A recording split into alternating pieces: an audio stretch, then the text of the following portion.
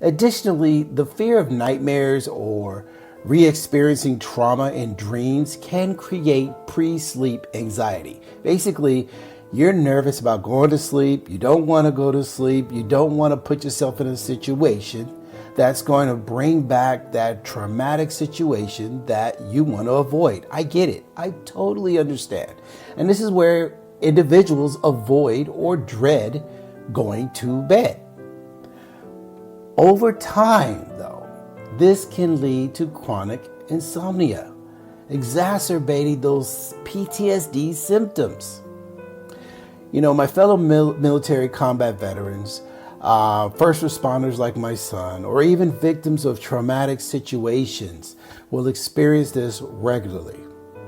Therefore, seeking assistance from a professional is very critical if you want to learn how to manage these disruptions.